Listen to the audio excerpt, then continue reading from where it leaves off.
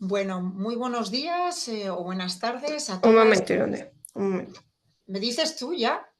un momento. Vale. ¿Me dices tú, Laura, por Listo, favor? Irone.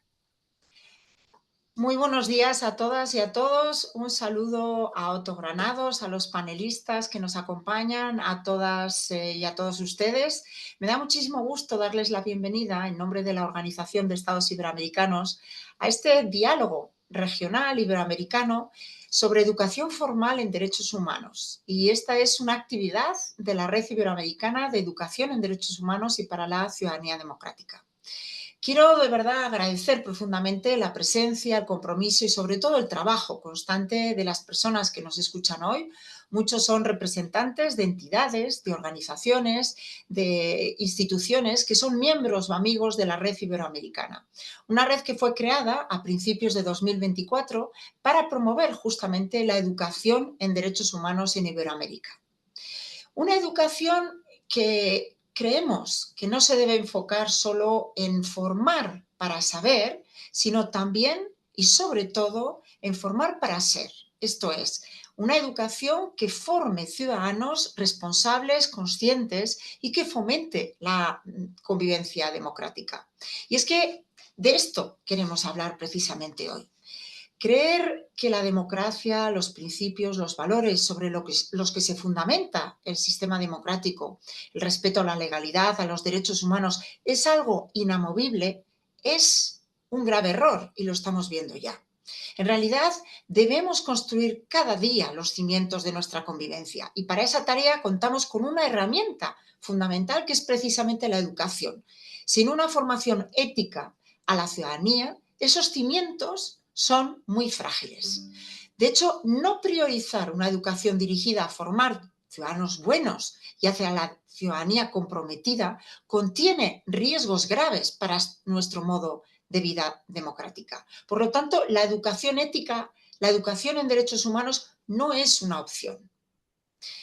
El momento actual es precisamente desafiante para nuestras sociedades. La democracia que durante décadas dimos por conquistada está atravesando pues, por una profunda crisis o varias crisis, ¿no? De legitimidad, con avances de discursos de odio, de exclusión, de debilitamiento de las instituciones, crisis de una intermediación ordenada, aumento de la polarización social, desconfianza hacia el otro, sea un extranjero o el diferente, a lo que se suma un espacio digital lleno de oportunidades, por supuesto, y precisamente de oportunidades para la educación, pero también de riesgos.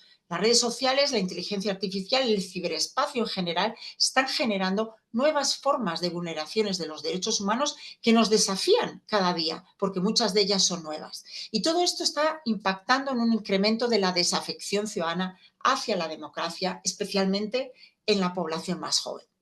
La percepción de que la política no resuelve los problemas reales, de que los derechos son selectivos, de que la violencia es un medio legítimo para alcanzar fines, la falta de empatía, de solidaridad, la desinformación, los bulos, la propia deslegitimación del derecho internacional, incluido el derecho de los derechos humanos, todo esto pone en riesgo la calidad de nuestras democracias. Y frente a esta realidad es frente a lo que tenemos una herramienta fundamental, que es la educación en derechos humanos, que adquiere hoy una relevancia estratégica. Hoy nos centramos en este debate que tenemos, en este diálogo, en la educación formal en derechos humanos.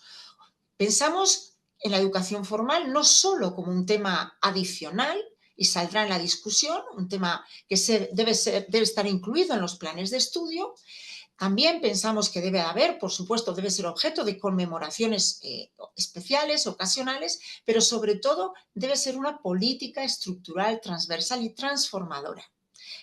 Transformadora capaz de formar a esas personas críticas, respetuosas de la diversidad, con pensamiento crítico y comprometidas con la justicia social. Y sabemos que no se trata solo de incorporar contenidos, se trata de formar esos ciudadanos, hombres y mujeres, capaces de cuestionar el autoritarismo, de resistir esos discursos de odio, de defender los derechos de todas las personas, incluso de todas aquellas personas con las que no estamos de acuerdo o que desconocemos cómo viven. La educación formal en derechos humanos cuando se integra plenamente en el sistema educativo, creemos que va a fortalecer justamente ese pensamiento crítico y va a promover una participación activa, generar espacios donde la tolerancia, el pluralismo y el respeto por la diferencia no van a ser solo principios abstractos, sino que van a constituir los gestos y prácticas de cada día. Y este es precisamente el espíritu de este diálogo. Vamos a tener la oportunidad de compartir experiencias de varios países, de sectores distintos, de niveles territoriales diversos, analizar desafíos comunes y pensar juntos en cómo avanzar hacia una educación formal que coloque los derechos humanos en el centro de ese proyecto pedagógico como herramienta esencial para la convivencia democrática en Iberoamérica. A través del diálogo vamos a poder identificar las mejores experiencias, enfoques y estrategias sobre educación formal en derechos humanos, y todo ello nos va a permitir, junto a encuestas y mucho análisis de literatura, elaborar una publicación regional digital que estaremos poniendo al servicio de esta red, de los miembros, pero también de toda la región, para que realmente pueda servir a los servidores públicos y a las personas interesadas en la educación transformadora. Pensamos que estos espacios deben servir tanto para la reflexión como para una construcción colectiva, porque no hay una única manera de enfocar la educación formal en derechos humanos, y por eso yo creo que va a ser un diálogo muy rico. Y sin más, yo quiero agradecer a todos, compartir que de nuevo educar en derechos humanos no es una opción, es una necesidad urgente y es una responsabilidad compartida. Y solo me queda agradecer enormemente a los ponentes que nos acompañan, su interés, la buena disposición para compartir esas experiencias que ya han puesto en marcha, su conocimiento.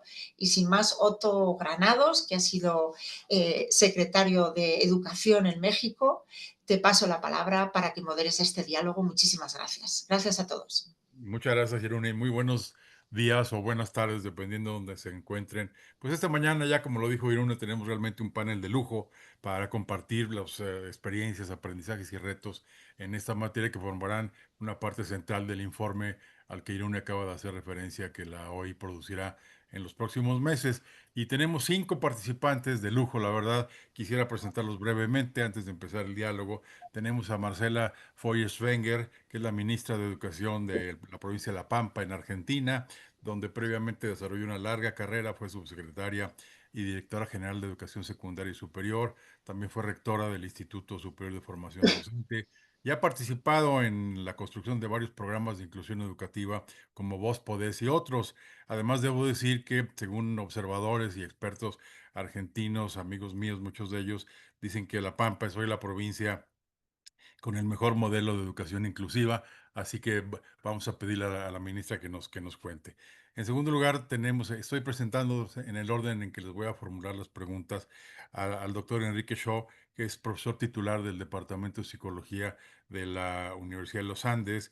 Enrique obtuvo su doctorado en educación en la Universidad de Harvard, por cierto, igual que el doctor Sergio Cárdenas, que también se encuentra con nosotros, y fue el líder del equipo que construyó los estándares de competencias ciudadanas para Colombia y diversas investigaciones relacionadas con conflictos, violencia escolar, educación para la convivencia y la paz. Y de ahí derivó que fue el arquitecto del programa Aulas en Paz para la prevención de la agresión escolar y promoción de la convivencia, que para el caso de Colombia va a ser una experiencia muy interesante para nosotros. Enrique, gracias por participar. Tenemos a Andrea Romero, que no sé si ya se integró con nosotros. Ella es licenciada en psicología por la Universidad de la República en Uruguay, tiene una maestría en estudios latinoamericanos y se ha desempeñado como consultora ya en varios proyectos sobre derechos humanos, tanto en la OI como en el Ministerio de Educación y Cultura del Uruguay, el último de los cuales es el proyecto Comunidades Educativas que Construyen Paz del Instituto de Estudios Latinoamericanos en la Universidad Nacional de Costa Rica. Y por último, tenemos, penúltimo, al doctor Alejandro Anaya, que es vicerrector académico de la Universidad Iberoamericana de México, donde ha coordinado el programa de derechos humanos. Alejandro está, por cierto, en este momento también en Colombia. Tiene un doctorado en gobierno y una maestría en derechos humanos por la Universidad de Essex en Inglaterra. Ha sido Fulbright Scholar en el programa de derechos humanos de la Universidad de Minnesota y México Public Policy Scholar en el Wilson Center de Washington. Es autor y coeditor también de varios libros y artículos y ha sido editor asociado del International Journal of Human Rights y asesor de Freedom House. Y por último, que al final hará un poco un balance de cierre de este diálogo, el doctor Sergio Cárdenas. Sergio es investigador y profesor del CIDE mexicano, obtuvo su doctorado también en la Universidad de Harvard en educación, es o dice ser un alumno predilecto de Fernando Reimers y es justamente el líder de este proyecto que Irune describió al principio. Y sin más, pues empezamos con la primera pregunta para la cual tendrán 3 minutos para responder. Ministra, a ver, cuéntenos lo que le decía un poco. ¿Por qué podemos decir que la Pampa es quizá el modelo más exitoso de educación inclusiva que hay en la Argentina? Y me gustaría saber cómo ha impactado este modelo específicamente en la educación en derechos humanos. Bueno, muy buenos días a todos y todas. Gracias, Otto, por esta presentación. Gracias a los organizadores y a este diálogo que tanto fortalece nuestras democracias y los derechos humanos en los sistemas educativos. La experiencia de La Pampa, y trato de responder rápidamente a esta pregunta, es partir de una definición política que reconoce y valora el derecho social a la educación desde una perspectiva de derechos humanos. En esta provincia, la inclusión educativa, la inclusión particularmente de los estudiantes con discapacidad, es un proceso que comenzó hace alrededor de 20 años y sustentado en un principio de equidad, que es justamente darle a cada uno lo que necesita para nuestra provincia, pero no solamente para el sistema educativo, sino para el gobierno de la provincia de La Pampa.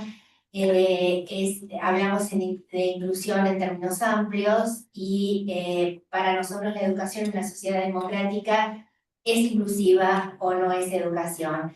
Por lo tanto, lo que nosotros iniciamos al interior del Ministerio de Educación fue primeramente hace 20 años con la creación de una dirección de educación inclusiva, insisto, desde una perspectiva de derechos humanos con un fuerte compromiso de justicia social.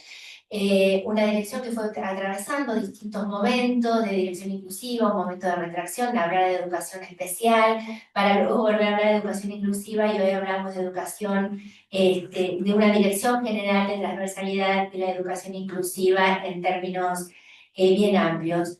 La pregunta es que muchas veces nos hacen cómo lo hicimos y cómo lo hacemos, y la pregunta que nos acompaña siempre para llevar adelante este modelo de inclusión educativa es ¿cuál es la escuela para un estudiante? Lo que nos llevó a la pregunta, ¿cuál es la escuela para un estudiante con discapacidad? Y nos respondimos y nos respondiendo que es la escuela de la vida, la escuela del barrio, la escuela de la ciudad, la escuela del vecino, de los hermanos, de los padres, es decir, una escuela para todos y para todas. Eso nos llevó a que tomáramos definiciones políticas contundentes a partir del año 2017, donde iniciamos un proceso de transformación de las escuelas especiales a escuelas de apoyo a la inclusión, con el objetivo que los estudiantes que todavía estaban marginados, excluidos, estuvieran el 100% de los estudiantes con discapacidad en las escuelas de nivel, escuelas convencionales. Esto siempre acompañado, insisto, de una gran decisión política que tiene que ver con inversión en infraestructura, inversión en cargos docentes, inversión en transporte. Para nosotros tenemos una fuerte política de transporte escolar para que todos los estudiantes lleguen a las escuelas de nivel, pero a su vez también a las escuelas de apoyo a la inclusión para hacer ampliación del tiempo escolar. Inversión en formación docente inicial y continua. Este proceso, insisto, que venimos atravesando desde hace más de de 20 años nos desafía y nos interpela todos los días. Podemos decir que hoy podemos ver algunos de esos logros de esta política de afianzamiento de los derechos humanos basado en la Convención de las Personas con Discapacidad, y es que el 100% de los estudiantes con discapacidad están en las escuelas de nivel, ya sea a nivel inicial, primario, secundario, superior, escuelas técnicas. Todos los estudiantes acceden a una educación inclusiva, equitativa y de calidad, que los estudiantes con discapacidad cursan sus aprendizajes con proyectos pedagógicos individuales para la inclusión, que permite aprender con accesibilidad, ajustes razonables y configuraciones de apoyo, que todos los estudiantes titulan cuando finalizan la educación secundaria. Y a su vez, para nosotros, un gran logro es que vamos transformando la provincia de La Pampa en una comunidad inclusiva que no solamente es en el sistema educativo, sino en toda la sociedad. Muchísimas gracias, ministra. En la siguiente pregunta que haremos en la otra ronda, le voy a preguntar un poquitín de qué tan fácil o complicado es manejar estos temas a nivel subnacional en un país complejo políticamente como la Argentina, pero eso guárdemelo para la siguiente ronda. Ahora vamos con Enrique Shaw. Enrique, como yo comentaba al principio, tú fuiste pues el arquitecto del programa Aulas en Paz, que ha sido un programa muy importante, muy observado, entiendo que incluso muy premiado en la creación de lo que se ha llamado habilidades para la vida en ambientes constructivos, libres de violencia en, me parece que 65, 70 municipios de Colombia. Cuéntanos un poco cómo y por qué nació, porque es un caso muy interesante siendo Colombia, en qué consiste y qué crees que se necesita para que aumente su alcance. 3 minutitos. Bueno, listo. A ver, Aulas en Paz surgió de la necesidad de poder contribuir a la convivencia y a prevenir la violencia desde las escuelas, desde la educación. Estamos convencidos de que la educación puede cumplir un rol muy, muy importante y desafortunadamente son demasiados los niños, niñas que están expuestos a altos niveles de violencia en sus contextos, en sus familias, en las escuelas, en sus barrios, en sus comunidades y en las redes sociales. Entonces, la idea de Aulas en Paz es poder ir desarrollando desde muy temprano en la vida las competencias, en su momento la llamamos competencias ciudadanas, hoy en día los integramos también con competencias socioemocionales que permitan relacionarse pacíficamente con los demás y poder prevenir situaciones de agresión y situaciones de violencia. Entonces, gran parte de lo que hemos hecho es poder, a través de investigaciones, identificar cuáles son esas competencias ciudadanas o socioemocionales que más podrían ayudar a prevenir estas situaciones de agresión y violencia y poder a través de muchos juegos, de muchas actividades, de muchos proyectos, algo muy, muy activo, poder irlas desarrollando. Entonces nosotros terminamos priorizando 8 competencias, ¿sí? Algunas muy emocionales como el reconocimiento y el manejo de las propias emociones o la empatía. La empatía ha sido fundamental en nuestros trabajos. Algunas un poco más cognitivas, como por ejemplo pensamiento crítico o pensamiento creativo, esa capacidad para pensar en muchas alternativas en distintos tipos de situaciones o de situaciones de conflictos, por ejemplo, o pensar en las consecuencias de mis acciones, o algunas un poco más comunicativas, como la capacidad de escuchar activamente a los demás o la asertividad, esa capacidad para defender mis derechos y defender los derechos de otros. Y esto lo hemos hecho desde preescolar en adelante. Pues también lo hemos llevado a algunos colegios en México y algunos en Chile también. Mm. Y en Colombia, pues ya ha llegado a 500 escuelas, siempre con mucha investigación alrededor para ver su impacto, para ver, hay algunas ideas que nosotros estamos seguros de que van a funcionar muy bien y no funcionan tan bien. Y entonces allí poder tener mucha investigación y muchas evaluaciones nos ha permitido hacer ajustes permanentemente, pero es algo que valoran mucho los niños y las niñas, valoran mucho las familias, porque también trabajamos con las familias y los docentes en instituciones educativas. Es un trabajo difícil, hay un reto muy grande, sobre todo por los niveles tan altos de violencia que vivimos, pero hemos visto cambios fundamentales en la vida de muchos niños, niñas y familias y comunidades con el programa.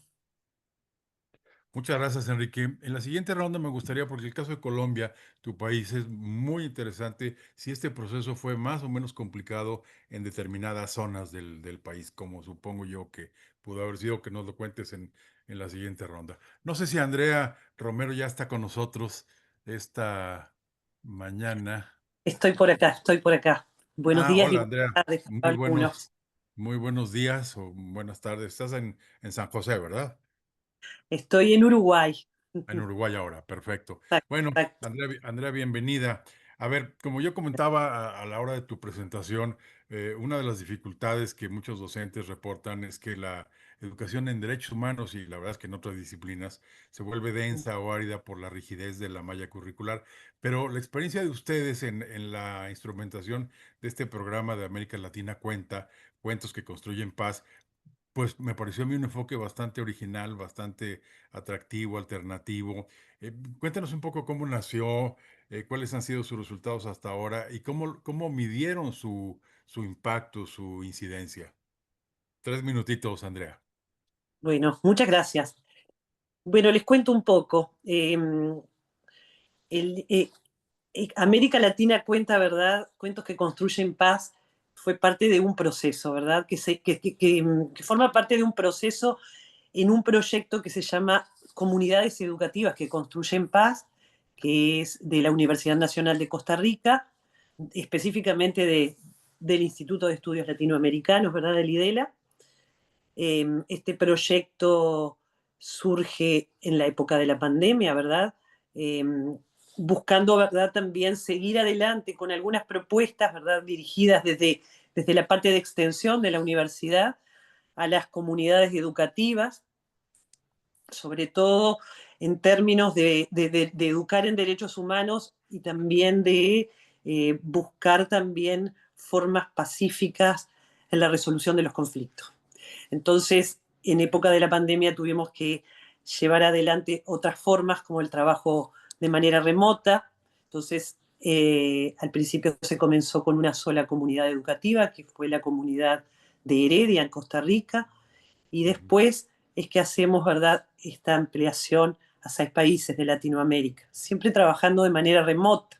Eso es una de las características que de alguna manera permitió, cuando tú decías, bueno, ¿cómo lo llevamos adelante? Bueno, sí, fueron talleres que en principio se trabajaron con docentes, estudiantes de formación docente y, y algunos participantes de los equipos interdisciplinarios formaron parte de esos talleres que apuntaron un poco a sensibilizar sobre el tema, pero también a pasar por la experiencia que después ellos llevarían con sus estudiantes, ¿no? Que apuntaba a la creación de cuentos, porque esa fue como, bueno, cómo educamos para la paz, cómo educamos generando, ¿verdad? Una educación en derechos humanos más integral. Bueno, la creación de cuentos fue como el móvil. Pero bueno, los talleres en principio se realizaron con los docentes, ¿verdad? Fundamentalmente, y eran ellos luego de su propia experiencia, y eso, por eso siempre destacamos, ¿no? Una modalidad de trabajo que siempre fue muy participativa, que siempre se orientó hacia lo lúdico, pero el pasaje por la experiencia docente creo que fue uno de los puntos fuertes, porque desde esa experiencia es que ellos después se ponen o llevan a sus prácticas con sus estudiantes al aula, ¿verdad? La experiencia de crear cuentos. O sea, acá que traigo, si ustedes que les llegó también el libro, que es como el cierre, ¿verdad? De esa primera etapa, van a encontrarse que hay algunos cuentos que no solo lo crearon los chicos, sino que también lo hicieron los docentes. Bueno, eso fue parte de lo que fueron estos primeros talleres de encuentro. Entonces ya con esas herramientas era bueno, ¿cómo llego al aula? ¿Sí? Entonces, creo que uno de los objetivos, ¿verdad? Era, y a pedido de las comunidades educativas, ¿verdad? Como en esta comunidad de aprendizaje, era desarrollar estrategias, ¿verdad? Y metodología de trabajo que permitiera, bueno, construir aulas más que nada armoniosas, ¿no? Cuando hablamos, ¿no?, frente a situaciones, pensemos también que este proyecto empezó en la pandemia y que las dificultades, tanto a nivel familiar como a nivel escolar, fueron mucho más, desbordaron en algunos lugares. Entonces, bueno, cómo llevar adelante eso. Muchos de los talleres, los docentes después intentaban hacerlo, los que se pudieron hacerlos de manera presencial, pero algunos también lo hicieron de forma remota con sus estudiantes, ¿sí? Entonces, bueno, implicó eso. Creo que, Gracias, bueno, Andrea. la respuesta creo que viene por ahí, ¿no? Sí, mil gracias. Damos una pregunta muy simple y muy rápida. Los materiales se compilaron después en un libro, ¿verdad? O en varios. Sí, se hizo esa selección, ¿verdad? Donde se buscó retomar los cuentos elaborados por los estudiantes, pero también los cuentos que se trabajaron con docentes y con los equipos interdisciplinarios, sí. Perfecto. Si están en versión digital y nos los compartes por el chat, sería ideal para todo nuestro público. Gracias, Perfecto. Andrea. No, por Ahora favor. vamos con Alejandro Anaya, al que ya tuve el gusto de presentar hace un momentito. Alejandro, bueno, tú lo sabes mucho mejor que nadie, que México empezó propiamente a tener una política pública de derechos humanos con la creación de la Comisión Nacional por allá en los años 90, en un momento de modernización económica, de apertura, se estaba firmando el Tratado de Libre Comercio con Estados Unidos, etcétera. Cuéntanos un poco cuál es tu evaluación después de estos más de 30 años de la situación actual de los derechos humanos en la educación formal. Si crees que ha arraigado en los planes curriculares, no sé, en la educación superior, por ejemplo, que es tu área más cercana, y en los procesos de enseñanza-aprendizaje. ¿Qué piensas un poco al respecto? Sí, sí, muchas gracias, Otto, por supuesto. Bueno, buenos días y buenas tardes a todas las personas. Sí, yo creo que el primer punto que haces es muy importante.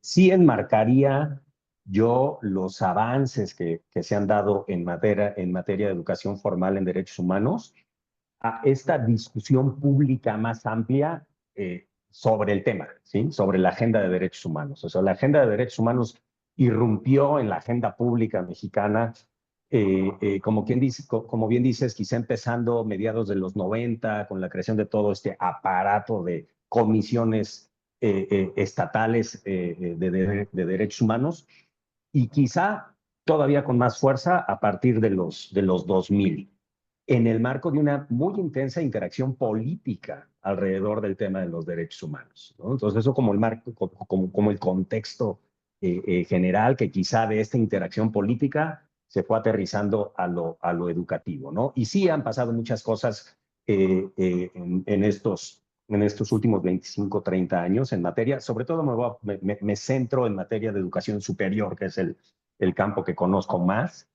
Y sí pasamos de un estado de cosas a principios de los 2000, donde pues sí había algunos cursos en algunas universidades, sobre todo en facultades de derecho, sobre el tema de derechos humanos, ¿no? Pero en aquel entonces pues no había posgrados, o había un puñado de posgrados en la Universidad Iberoamericana, que es mi espacio de adscripción. Echamos a andar la maestría en Derechos Humanos en 1999, pero era pues prácticamente la única en aquel momento. Después recuerdo 2006, Flaxo lanzó su maestría en Derechos Humanos y Democracia. Pero bueno, entonces estábamos a principios de los 2000 en un contexto donde había muy poca educación formal en materia de derechos humanos. Fast forward, hoy, 2025, pues vamos a encontrar cursos sobre derechos humanos en prácticamente todos los programas de derecho, y menos en otras disciplinas, bastante menos en relaciones internacionales, bastante menos en ciencia política, bastante menos en economía, en fin, en otras disciplinas donde también se podría abordar. Pero vamos a encontrar también un muy buen número de posgrados. Yo tengo identificados al menos 15 maestrías en derechos humanos en México, 7 programas de doctorado especializados en la materia en el país, un montón de tesis, tanto de maestría como de doctorado sobre derechos humanos. Simplemente en 2023, en el repositorio de la Universidad Nacional Autónoma de México, podemos encontrar 44 tesis en la materia y 3 licenciaturas en la actualidad. ¿Los estudiantes son básicamente de derecho o hay de varias disciplinas? Dominan los de derecho todavía, pero sí empiezas a encontrar tesis, sobre todo de ciencia política, digo, quizá también en psicología, en educación, etcétera, que no es mi campo de especialidad, pero digamos en estas áreas más politológicas sí empiezas a ver tesis en políticas públicas, en ciencia política en general y en relaciones internacionales también, ¿no? Y como te decía, 3 programas de licenciatura especializados en derechos humanos, algunos con ese vínculo derechos humanos paz.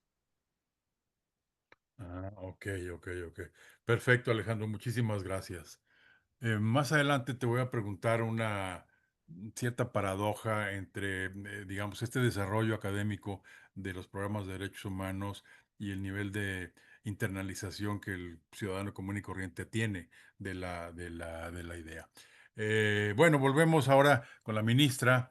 Ministra, le preguntaba muy al principio en la primera ronda que el caso de Argentina es particularmente interesante porque son, en fin, 24 provincias políticamente muy fuertes, etcétera, etcétera, y un nivel de descentralización bastante interesante. Entonces, esto es en materia de la incorporación de programas de derechos humanos en el aula, de formación docente, es más o menos difícil a nivel subnacional o a nivel nacional, o es un trabajo bien armonizado. Cuéntenos un poco cuál ha sido la experiencia específicamente en esta práctica de derechos humanos en el caso de La Pampa. Bien, venimos, a ver, en un proceso de 20 años que venimos desarrollando políticas de educación inclusiva, hemos tenido distintos momentos. Por supuesto que desarrollarlo a nivel subnacional en un país federal tiene una gran complejidad. No obstante ello, nosotros en la provincia, y como lo conté anteriormente, siempre hubo una definición política y una inversión orientada en este sentido. En este momento estamos atravesando una situación compleja en la Argentina, en el sistema educativo. Hoy ya no tenemos un Ministerio de Educación Nacional, sino que es una Secretaría de Educación. Entonces, para las provincias argentinas, esto tiene una complejidad. Esto requiere una política nacional que nos abrace a las 24 provincias, que se tomen definiciones más allá de la autonomía que tenemos a nivel jurisdiccional. Aquí se requieren políticas específicas, se requieren políticas centradas en la formación docente inicial, en la formación docente continua, en reglamentación, en inversión. Y nosotros tenemos un ámbito que es el Consejo Federal de Educación, donde nos reunimos los ministros de las 24 provincias, pero en los términos en los que yo lo estoy planteando, hoy todavía no es tema de discusión y de avance en políticas inclusivas en la Argentina. Por lo tanto, esto crea grandes desigualdades. Hay mayores oportunidades y en nuestra provincia, donde la inclusión educativa es la base de reconocer la educación como un derecho humano, y hay otras provincias que vienen haciendo un recorrido, pero no estamos en este momento teniendo una política nacional para las 24 jurisdicciones. Por lo tanto, hay desigualdad y hay distintos niveles de avance. Nosotros, como dije anteriormente, hemos en un proceso de 20 años tenemos desafíos permanentemente, todos los días en la gestión, y lo seguiremos teniendo. Pero anhelamos una política nacional, una formación docente inicial y continua que permita a todos los docentes de la Argentina trabajar en pos de la inclusión educativa. Y una pregunta adicional, porque es interesante para el informe que prepara la OIA a este respecto. ¿Entre las provincias se comparten buenas prácticas, información sobre buenas prácticas, Bueno, ya sea de nosotros manera bilateral o en el seno del Consejo Federal? Nosotros todavía las buenas prácticas de la provincia no la he compartido en el Consejo Federal, sí mis colegas saben de lo que venimos desarrollando en la provincia e interactuamos y hemos recibido visitas por ejemplo, de Ciudad de Buenos Aires, hemos tenido intercambios entre funcionarios de otras provincias. Siempre decimos, invitamos que vengan a nuestra provincia porque la educación inclusiva hay que verla en territorio. Nosotros podemos mostrar el desarrollo de normativas, de acuerdos, de mesas de diálogo, de trabajo con familias, con sindicatos, pero esto hay que verlo en acto, en ejecución, y hay que escuchar la voz de los estudiantes, que son los protagonistas de todo este proceso. Así que hemos tenido algunos intercambios y siempre sí consulta. Pero nosotros lo que queremos es, o por lo menos la intención de esta provincia, es que haya una política nacional porque hemos recibido una investigación de Eurosocial, también vinieron de Uruguay un equipo de profesionales y de docentes a ver nuestra experiencia y tenemos devoluciones, tenemos informes, estamos mencionados en las evaluaciones de UNESCO. Para nosotros esto es muy importante y siempre estamos abiertos a que evalúen porque no tenemos otros reflejos, digamos, en la Argentina, seguimos avanzando, pero nos falta comunidad entre las jurisdicciones de nuestro país. Gracias, ministra. Enrique, ¿por qué no nos cuentas un poquito en qué consistió este proyecto de la construcción de los estándares de competencias que tú estuviste también encabezando? Sí, a ver, en Colombia, pues también el sistema educativo es muy descentralizado y digamos, no hay un currículo nacional, pero el ministerio sí puede eh, como plantear unos estándares que espera que todos los estudiantes logren en distintos grados. Y en Colombia, eso lo hicimos hace rato. De hecho, por aquí hay un colega que estuvo conmigo en ese proceso, Elkin Agudelo.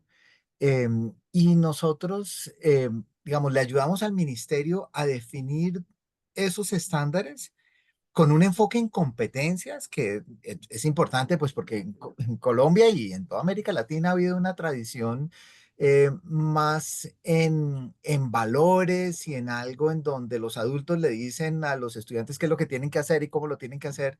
El enfoque en competencia es no solamente conocimiento, sino saber hacer y saber enfrentarse a situaciones reales. Entonces, tuvimos enfoque en competencias para distintos aspectos relacionados con la ciudadanía, entre otros convivencia, y convivencia siempre ha sido una prioridad en Colombia, dado los altos niveles de violencia y delincuencia que hemos tenido.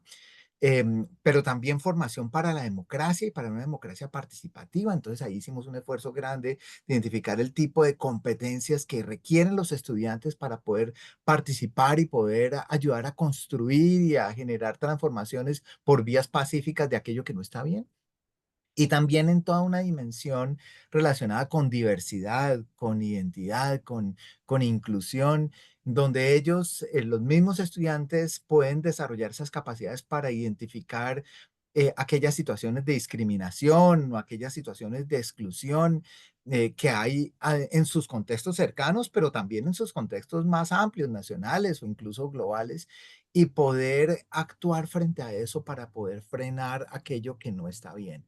Entonces ayudamos a construir esos estándares. Eso fue en el año 2004. Salieron los estándares y todavía siguen siendo vigentes. Todavía eh, son, son muy influyentes. Ha habido varias leyes. Hubo una ley, por ejemplo, de convivencia escolar que básicamente está respaldando ese mismo enfoque de competencias ciudadanas que construimos hace 21, 22 años.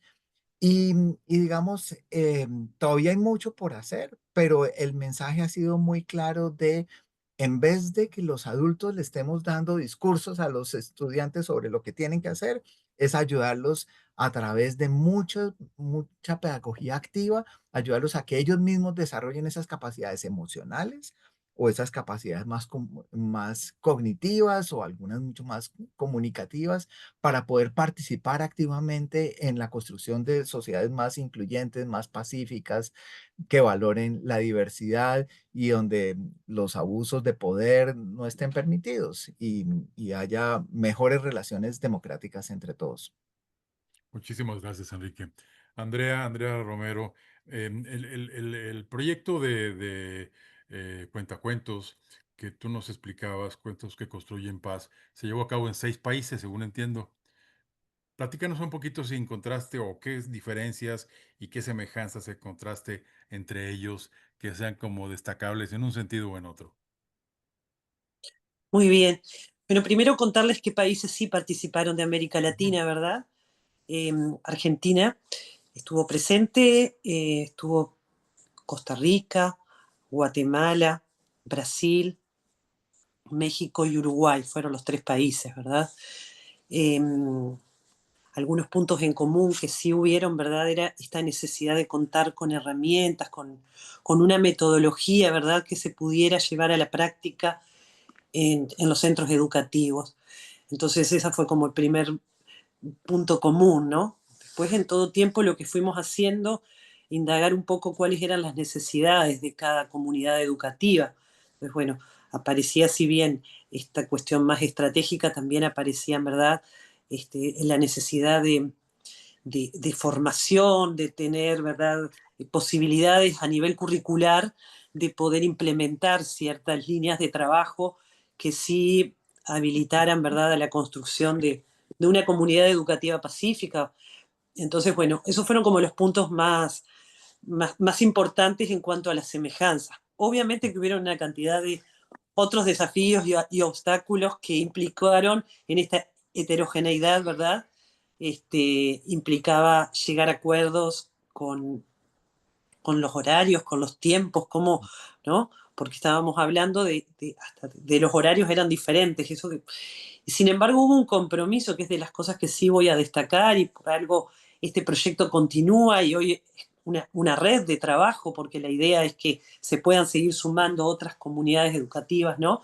Pero sí, siempre hubo como un punto clave que fue el acuerdo y el consenso, más allá de que si bien yo fui quien llevó adelante los talleres con los docentes eh, y uno fue armando el plan de trabajo, lo que fui intentando también es, bueno, primeros encuentros, bueno, ¿cómo llegamos a esto? ¿Cuáles son las necesidades que tenemos?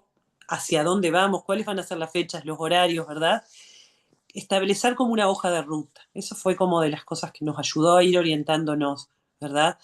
Pero después creo que no hubieron tantas dificultades que no haya inhabilitado, porque en realidad, en la medida que fuimos progresando, hubo un compromiso en cada encuentro de que siempre, de cada institución educativa, siempre había por lo menos un, un participante, ¿verdad?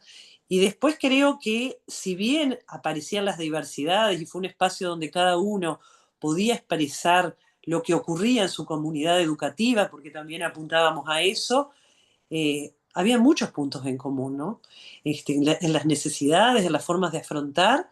Entonces, no nos llevó a una dificultad, por el contrario, creo que en muchos momentos el grupo también sostuvo desde las diversas miradas, ¿no? Yo creo que también se apuntó siempre a justamente articular los saberes que cada institución educativa traía. Entonces creo que esos fueron como puntos claves y sobre todo el compromiso, ¿no? Si bien yo hoy hablé de una metodología lúdica y participativa, también fue una metodología que ya en sí se sustentaba desde los derechos humanos, ¿no? El respeto, el diálogo, llegar a estos consensos en la modalidad de trabajo creo que fue una de las fortalezas también, ¿verdad? Muchas gracias, muy amable, Andrea. Finalmente le voy a pedir ahora a Alejandro que nos cuente un poco en su experiencia, aunque ha sido mucho más en la educación superior y la de posgrado específicamente, pero ¿qué recomendaciones, qué buenas prácticas se te ocurren o piensas que podrían ser interesantes para la educación formal? Algunas que hayan identificado en las maestrías y doctorados que nos contabas, o algunas que de ahí Sí, hayan salido que sean válidas para la educación básica. sí, sí, claro.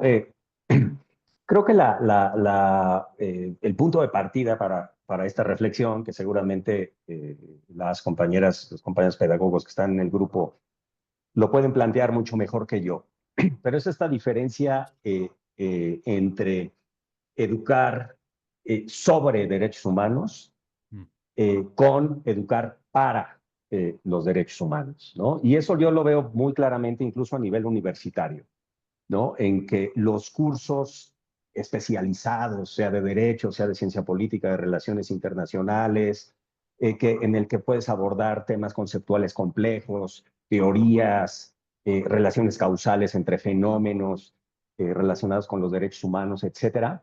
Lo que les interesa más a las y los estudiantes a nivel universitario, y como te digo, en mi experiencia de 25 años dando cursos sobre derechos humanos, en este tipo de disciplinas, lo que más les interesa es verdaderamente lo que está pasando, ¿no? ¿Qué está pasando? ¿Qué están viviendo ciertos grupos sociales? ¿Qué están viviendo ciertas comunidades? Lo teórico, lo conceptual, etcétera, sí les interesa, pero este tipo de estudiantes que tienen esa conciencia o que tienen ese interés en el tema, siempre van a estar más interesados en entender y en conocer qué está pasando en distintos contextos. Y esto lo llevo al reto que creo que todas las personas que damos cursos sobre derechos humanos. Ojo que no estoy diciendo que educamos en derechos humanos, sino que damos cursos sobre derechos humanos. Tenemos ese enorme de reto de no solamente enfocarnos en en las competencias técnicas de lo que estamos enseñando, sino de pasar a otro tipo de competencias, como ya se ha mencionado, y desde el paradigma pedagógico ignaciano de las mm, universidades jesuitas, hablamos de tres otras Cs, ¿no? Formar personas conscientes, compasivas y comprometidas. Y en el curso de derechos humanos eso es muy potente o muy importante, ¿no? ujú. Entonces, más allá de la importancia de los contenidos, insisto, más académicos del curso, cómo utilizar esos espacios en los que puedas tú incidir de alguna manera, contribuir a que las personas que toman el curso y salen de ahí tengan una conciencia más plena de lo que está pasando más allá de su vida cotidiana, lo que les pasa o lo que viven otros grupos sociales, comunidades, etcétera, ¿no? Entonces, primer punto, conciencia. ¿Cómo haces conciencia? Punto dos, ¿cómo pasas de esa conciencia a la compasión? Es decir, a tener un sentimiento de empatía con esos sectores, con esos grupos, con esas comunidades que están viviendo por situaciones terribles de violaciones a los derechos humanos. Ahí se pone ya más complicado, ¿no? Y finalmente, pasar de esa compasión, de esa empatía al compromiso, a decir yo voy a hacer algo al respecto también, ¿no? Y salgo de mis estudios universitarios y pues sí puedes ver que muchos de ellas y ellos acaban trabajando en organizaciones de la sociedad civil, en organismos internacionales dedicados a los derechos humanos, incluso en el sector público, en temas de diseño e implementación de políticas públicas de derechos humanos, ¿no? Pero sí es todo un reto pasar simplemente o trascender un curso sobre derechos humanos y llegar a un curso para derechos humanos, ¿no? Formar derechos humaneros y derechos humaneras del futuro. Gracias, Alejandro. Sí. Bueno, afortunadamente tenemos bastante participación, varias preguntas. Ahorita voy a hacerles a ustedes dos o tres de ellas, pero está Graciela Noemí Gómez desde Argentina, Esteban Sosa de Caquetá en Colombia, Andrea Monroy desde Colombia también, Francesca Uccelli del Archivo Digital de Memoria de la Oruga en Perú, Victoria Flores, en fin, mil gracias a todas y todos por su participación, por acompañarnos esta mañana. Diego Morales López hace un comentario interesante en el sentido de que una fórmula para desarrollar escenarios inclusivos sería quizá a través de reglamentos para dar y de guías, para tener guías que permitan desarrollar un camino en la educación inclusiva.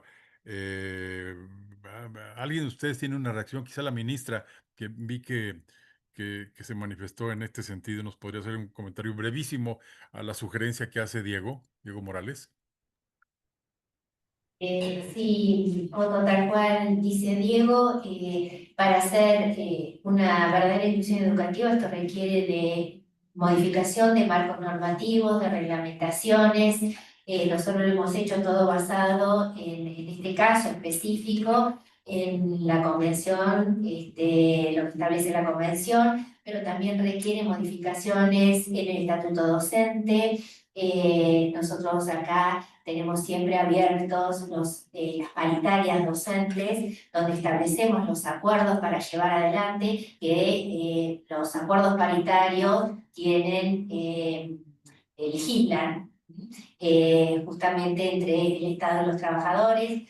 Así que es como, tal como plantea Diego, pero además guías de intervención, guías de orientación. Nosotros tenemos todo un proceso desde el año 2017 a la fecha de producción de materiales, desde claves para la inclusión hasta modelos de intervención y lineamientos permanentes para llevar adelante este proceso.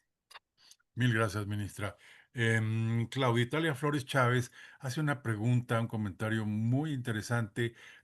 Dice ella que si en los distintos niveles educativos, básica, media superior y superior, se podría incorporar a los planes de estudio, pero no verse de manera aislada. Y es una pregunta muy interesante porque en casi toda la América Latina, estos tres niveles funcionan como silos por separado. Entonces, si yo asumo una práctica, un proceso de enseñanza desde la educación básica, y luego voy a seguir mi trayectoria escolar, digamos, lo que aprendí en esa parte, cómo puedo continuarlo hasta el nivel de educación superior. No sé si Enrique, Alejandro o Andrea quisieran responder o darnos un punto de vista a esta pregunta secuenciada, digamos. Si quieren, empiezo yo contando cómo ha sido la experiencia en Colombia con Aulas en Paz y con los estándares de competencias ciudadanas. Digamos, nosotros hemos identificado algunas competencias que son fundamentales. Ahorita Alejandro mencionaba la empatía. La empatía es fundamental para la convivencia, es fundamental para uno relacionarse emocionalmente con quien está siendo discriminado, con quienes se están vulnerando sus derechos. Y lo que hemos encontrado es que esa misma competencia se puede trabajar en todos los niveles, ¿sí?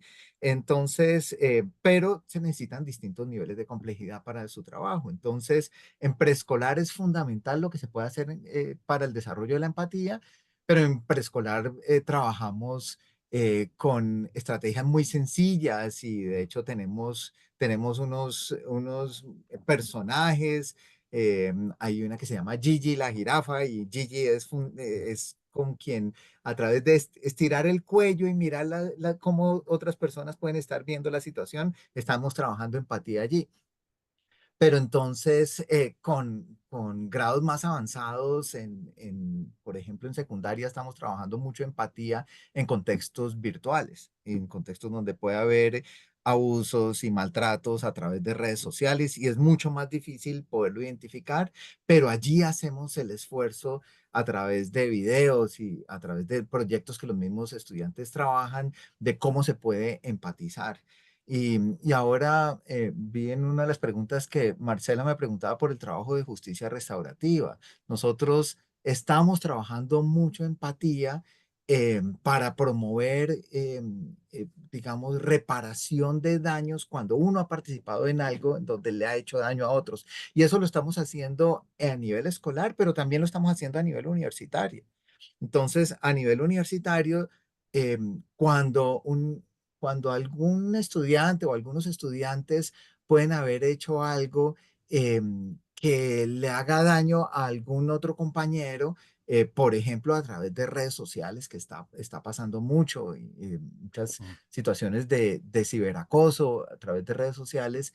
en vez de tener el camino tradicional, que es un camino muy punitivo, en donde se buscan quiénes son los culpables y las sanciones son, por ejemplo, una matrícula condicional o una suspensión durante un semestre, en vez de seguir ese camino, seguimos otro camino en donde los estudiantes tienen que reflexionar sobre cuál es el daño que sus acciones han generado, cómo se sienten las personas que viven este tipo de situaciones. Entonces estamos trabajando empatía allí y tienen que desarrollar unas acciones para reparar el daño con la persona, pero también para reparar el daño frente a la comunidad. Y esas acciones de reparación de daño están justamente basadas en empatía y lo que hacen es que, por ejemplo, crean un proyecto para prevenir que otras personas puedan sufrir el mismo tipo de maltrato en el que ellos participaron antes. Ujú. Y al hacer eso están ellos comprometiéndose, están contribuyendo a prevenir este tipo de situaciones y están trabajando las mismas competencias. Entonces, yo creo que nosotros no es que hayamos cambiado de competencias para distintos grados, sino que buscamos que las bases se creen muy temprano y más adelante van practicándolas en contextos cada vez más complejos y cada vez más difíciles. El último ejemplo que quiero mencionar es, estamos trabajando mucho con las primeras relaciones de pareja en la adolescencia, relaciones románticas. Y allí trabajamos las mismas competencias que habían trabajado desde muy temprano, por ejemplo, para el manejo de conflictos, pero ahora para conflictos más difíciles, que son los conflictos en relaciones de pareja. Pero igual tienen que ir elaborando como en un nivel más avanzado, un nivel más complejo, esas mismas competencias. Muchas gracias, Enrique. Tenemos muchos comentarios, por fortuna, algunos son comentarios, otros preguntas. Déjenme repasar muy rápidamente. Laura Liñares sugiere, recomienda un poco contar con una política unificada a nivel nacional en educación en derechos humanos. Eduardo Valenzuela también me plantea la necesidad de hacer esto mismo en regiones donde hay pueblos indígenas, etcétera. Lucía Ruiz Díaz, bueno, muy interesante esto de formar en democracia y habilidades para poder hacer, justamente es el sentido del informe que está preparando el programa, prácticas muy concretas, etcétera. Em,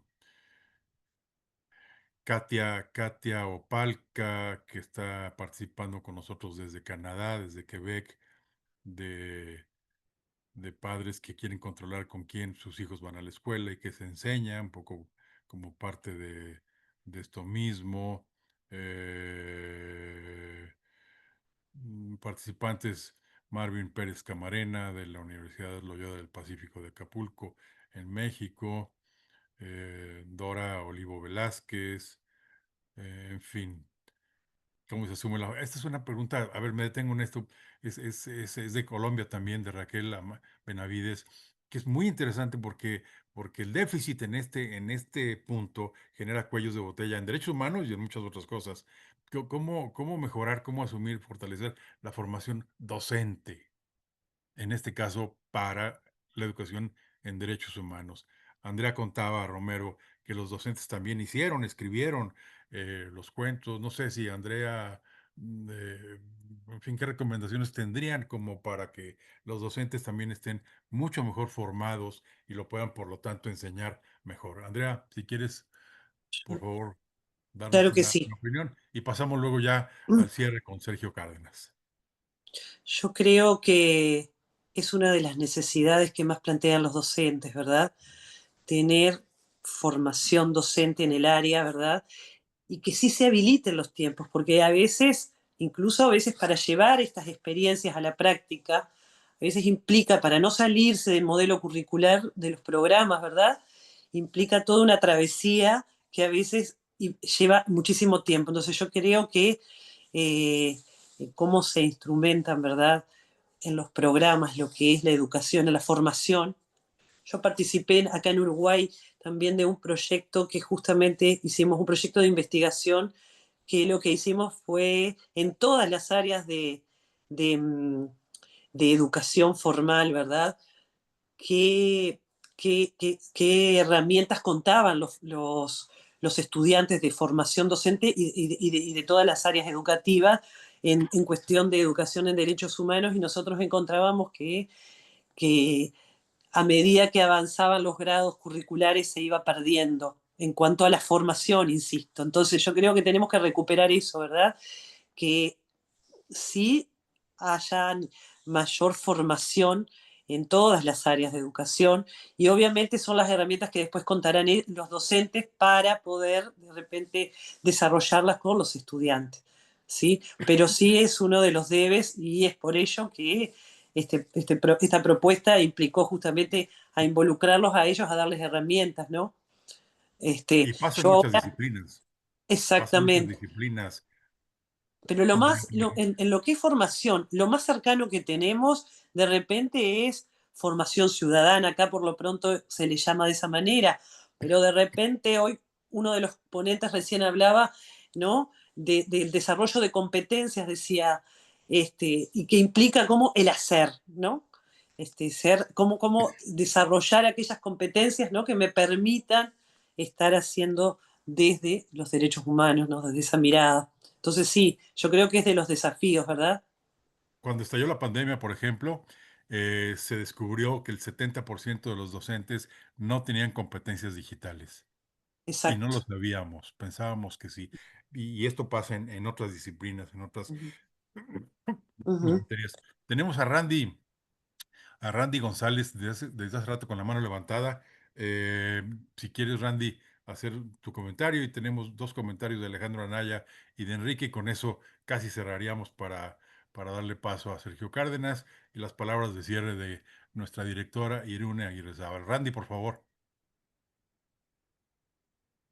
Hola, muy buenos días. Soy Randy González y soy de Costa Rica, soy activista y he llevado formación en derechos humanos. Esta pregunta puede ser para Marcela o para cualquiera de los expositores que estaban aquí presentes. Les voy a comentar brevemente lo que ha sucedido aquí en Costa Rica a nivel de escuelas y colegios. Los profesores les pusieron todo lo que son las personas con discapacidad y los incluyeron a todos los estudiantes ahí. No hubo antes una formación previa, no hubo antes eso, lo cual generó no solo los propios docentes, porque me lo han comentado mi persona, sobre cómo llevar a una persona con autismo, cómo reaccionar hacia ese tipo de población, y también los propios estudiantes sobre que no hubo ese tipo de capacitación. Tal vez para Marcela, ¿cómo fue ese proceso de capacitación para la señora ministra? Ese proceso de capacitación y todo eso a nivel del país de ella, y cómo podría Costa Rica realizar algo así en este caso. Y también Muchas muchas gracias, gracias para Randy. todos los demás expositores. Ajá, adelante. Gracias, Randy. Con mucho Alejandro, gusto. Enrique, y luego le pedimos a la ministra que comente lo de Randy. Alejandro, por favor. Gracias, Otto. Dos comentarios rapidísimos que se relacionan con lo que se ha dicho. El primero tiene que ver con, en nuestra universidad, en la Ibero, en la Ciudad de México, nuestro actual modelo curricular, nuestros planes curriculares para todos los programas universitarios que tenemos, incluyen tres competencias transversales que estamos impulsando, ¿no? Entonces, esto tiene que ver con la transversalidad en la formación en derechos humanos, que son la sustentabilidad, el género y la igualdad de género, y la multiculturalidad, ¿no? Entonces aspiramos a que desde una materia en arquitectura, a otra sobre nutrición, a otra sobre administración de empresas, etcétera, todo eso pueda permear y se pueda abordar de manera transversal. Eso, por supuesto, nos lleva al enorme reto de la formación docente.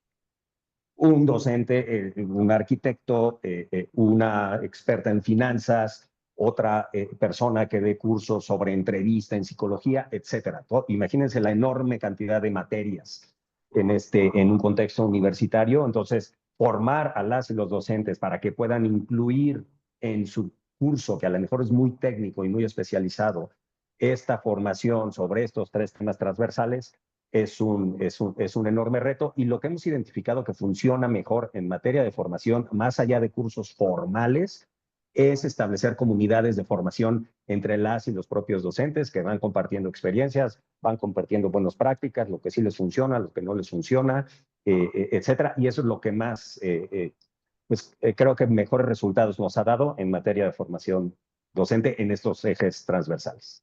Gracias. Perdón, Alejandro, brevemente, Sí. ¿tienes docentes identificados estudiando maestrías y o doctorados? O sea, que los propios docentes sean estudiantes Sí, que un docente cualquiera diga, voy a hacer una maestría o un doctorado en derechos humanos.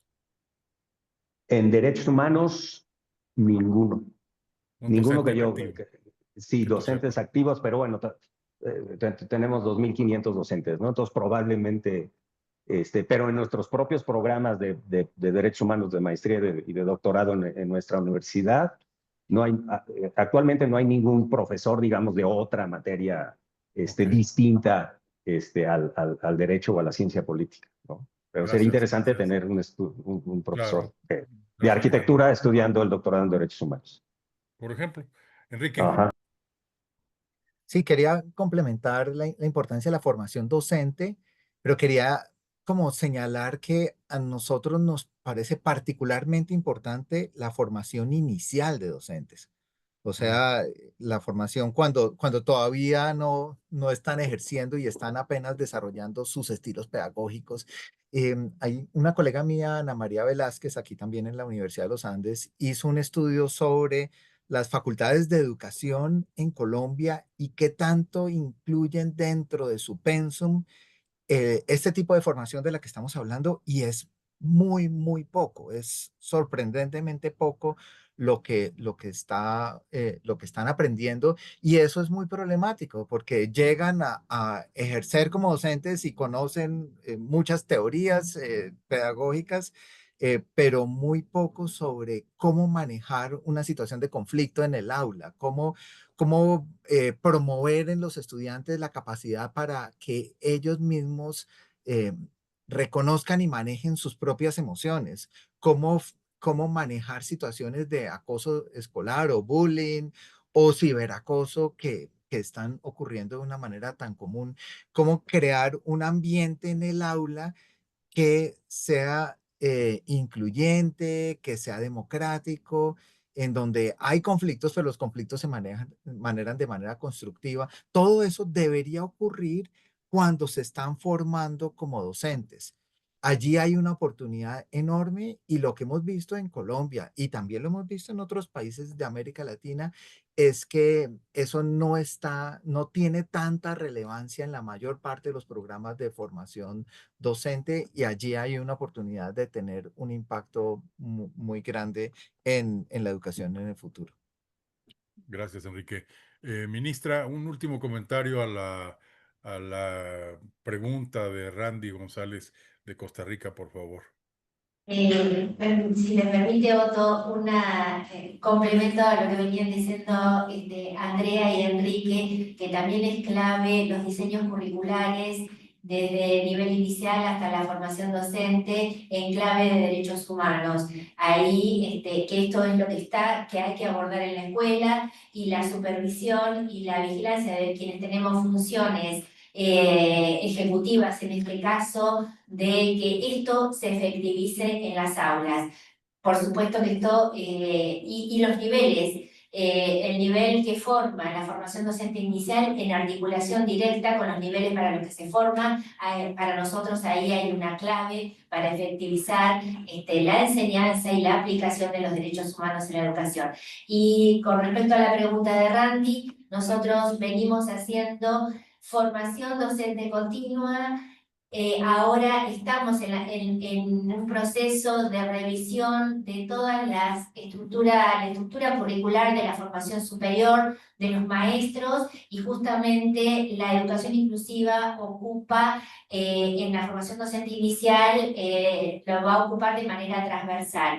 En este momento estamos formando a todos los docentes de apoyo a la inclusión. Esto tiene que ser permanente porque la renovación docente es continua. Estamos formando a los directivos, tenemos una escuela de formación para directores, y la educación inclusiva ocupa un eje transversal, por supuesto. Estamos formando a profesores, a maestros, a psicopedagogos, fonoaudiólogos. Esto es permanente. Acá también hubo que tomar una definición. No se hizo primero la formación y después la implementación, porque la renovación de los docentes es como les decía, dinámica. Por lo tanto, nosotros siempre en las observaciones que hemos tenido, es decir, en las evaluaciones, es que tenemos que seguir profundizando en la formación docente inicial y continua. Es un proceso que creemos que tiene que estar instalado y que tratamos todos los días de tener más y mejor formados nuestros docentes en la provincia. Muchísimas gracias, ministra. Bueno, casi llegamos al final y ahora le voy a pedir al doctor Sergio Cárdenas, que como dije al principio está liderando el estudio que se va a presentar. Hay muchas preguntas más, pero en los próximos meses va a haber un segundo webinario, así que las vamos a conservar. Sergio Cárdenas, por favor, y luego le pediremos a Irune unas palabras finales a este webinario. Sergio, adelante. Gracias, buen día. Bueno, por supuesto, agradecer la oportunidad de aprender de todos. Ha sido una conversación muy rica y a pesar de la restricción del tiempo, me imagino que son temas que por supuesto se podría dedicar más de los minutos que ahora hicimos para tratar de comprender lo que está sucediendo en la región. Hay puntos importantes que quisiera destacar, con el riesgo de ser injusto, por supuesto, dada la riqueza de las contribuciones. Yo destacaría, por supuesto, lo que Irune ha mencionado, la complejidad del problema que enfrentamos, estas discusiones sobre legitimidad, el odio, la confrontación, que incluso ahora no se ve como algo, una consecuencia no esperada, sino incluso en estas dinámicas políticas como herramientas para promover ciertas ideas, ciertos modelos y que por supuesto representan retos para los sistemas educativos, la erosión de la democracia, el fenómeno de migración y por lo tanto la necesidad de enseñar a nuestros niños, niñas, jóvenes a lidiar con la diversidad y entender que son ventajas más que riesgos, el reconocimiento de nuevos derechos o la redenominación o reinterpretación de derechos y por supuesto el cambio tecnológico, cómo van modificando la manera en que nos relacionamos y esto por supuesto pues va presentando un problema muy dinámico que requiere la intervención de todos. Resaltaría de la ministra Marcela, yo creo que tres aspectos. Uno, que fue muy clara al inicio, esta idea de una definición y una resolución política para enfrentar un problema. Otro aspecto también importante es que no se debe entender los retos de derechos humanos solamente con estas expresiones de violencia, sino también con la necesidad de reconocer derechos de minorías y el compromiso del Estado también para no ser omiso en las acciones que debe implementar para poder atender, en este caso, por ejemplo, población con alguna discapacidad. Yo creo que hay una lección importante sobre cómo el sistema educativo no solamente enseña o promueve ciertas actitudes, conocimientos, sino en su propia acción se convierte en un ejemplo de lo que habría que hacer en la comunidad, en la sociedad, para atender y respetar derechos de minorías. Resalto también esta lógica de una perspectiva a largo plazo, lo cual también hace mucho más complejo el problema, cómo garantizar una continuidad de políticas, una apropiación de la comunidad sobre este respeto a los derechos. Del doctor Enrique, yo creo que hay un modelo interesante de esta vinculación entre academia y sistemas educativos, esta idea de nexus, donde hay un esfuerzo por comprender el problema público, como él mismo lo mencionó, destacar o identificar cuáles son esas competencias que nos ayudarían a lidiar con la violencia en contexto. Y estas competencias, una vez que son identificadas, también cómo diseñar una intervención que permita desarrollarlas. Yo creo que hay lecciones importantes, él mismo lo ha mencionado, con la parte de formación docente, la integración de escuela, la influencia curricular, una vez más esta lógica de una perspectiva a largo plazo.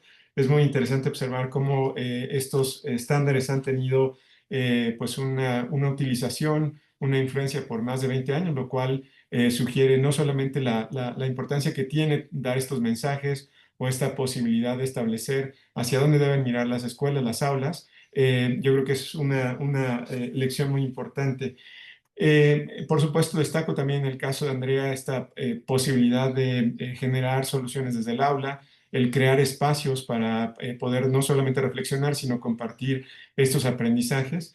Y algo también muy importante, creo que en su presentación es esta posibilidad de hacer un análisis compartido o comparado, identificando problemas comunes entre distintos países. Yo creo que eso es algo también por destacar y que seguramente presentará oportunidades para los sistemas educativos de la región. Este esfuerzo del libro creo que también es algo muy importante, esta lógica que la propia escuela pueda generar y compartir herramientas, creo que es algo muy poderoso y también nos lleva a una conversación sobre educación formal y no formal y cómo vamos creando diferentes rutas para intervenir.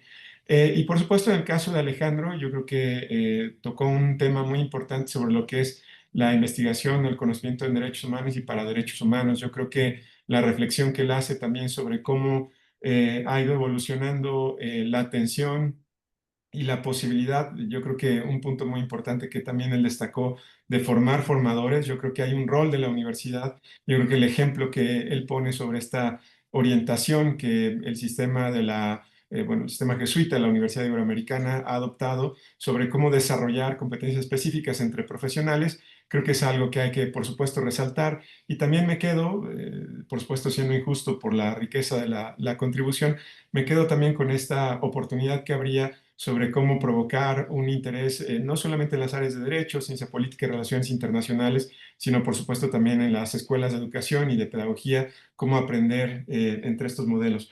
En general, y para terminar y poder dar paso a la intervención de cierre de Irune, yo rescataría, digamos, 5 puntos. Uno, que hay un gran reto, un gran problema, creo que eso hay un acuerdo sobre los retos que se enfrentan a nivel regional, pero también que hay un esfuerzo compartido. Yo creo que esta discusión sobre la educación formal y no formal y la oportunidad de organizaciones que colaboran con los sistemas educativos es amplia. Yo creo que eso es algo que hay que resaltar. Es decir, el problema es grande, pero también hay esta colaboración y estos ejemplos que se encuentran en la región que pueden dar una idea de dónde intervenir.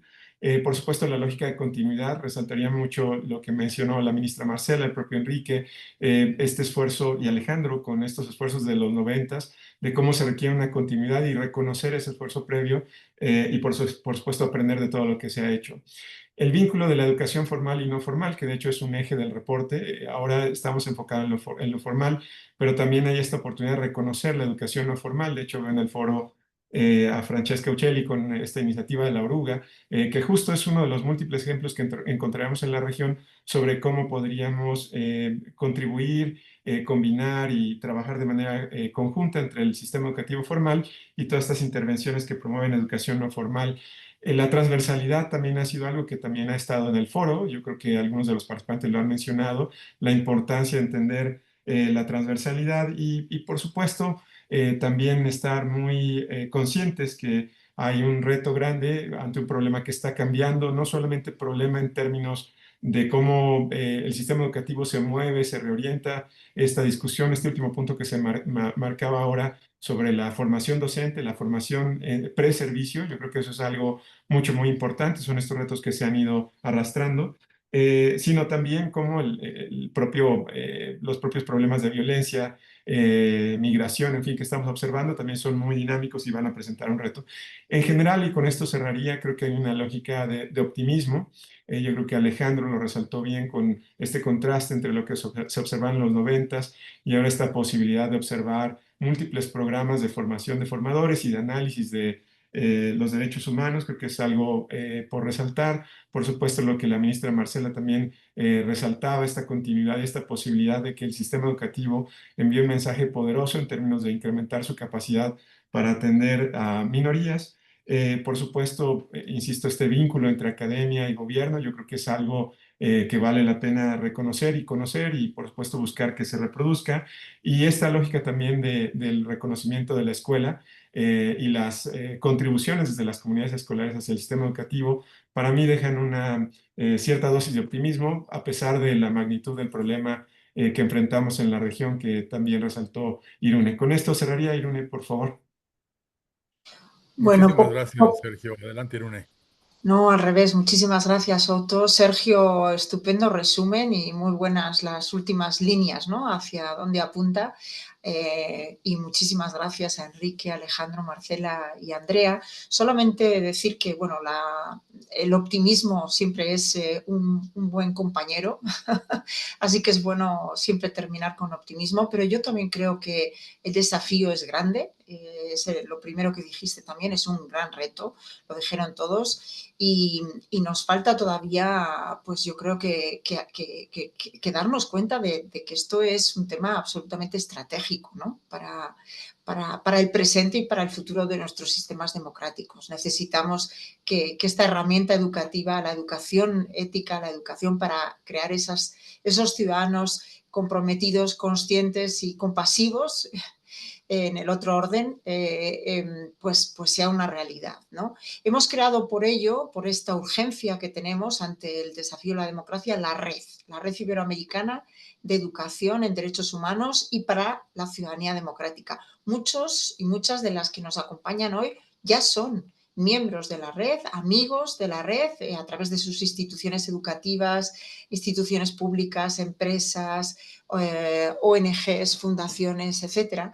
Pero aquellos que no lo sean, les invitamos a ir a la página web de la Organización de Estados Iberoamericanos y a solicitar ser miembros. Ahí encontrarán toda la información y creemos que es importante y somos conscientes de que ha recibido un respaldo importante. En apenas un año somos ya más de 120 miembros, con UNESCO, CAF, varias agencias de Naciones Unidas, universidades, etcétera, porque es un tema relevante para todos. Y bueno, pues optimismo, pero pragmatismo también. Tenemos que seguir trabajando y, como decía Sergio, me encanta, y eso creo que es muy importante, el nexo de la formación en derechos humanos, la educación en derechos humanos formal, de la que hemos hablado hoy, con la no formal, de la que estaremos hablando en el siguiente webinario, y esperamos seguir contando con todas y con todos ustedes. Muchísimas gracias, Otto, por la excelente moderación y gracias a todos.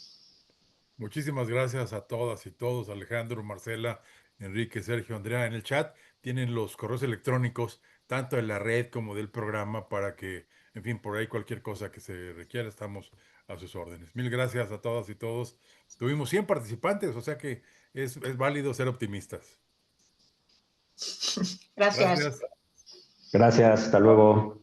Gracias. Gracias. Muchas Adiós. gracias. Que estén muy bien, Chao, gracias. chao.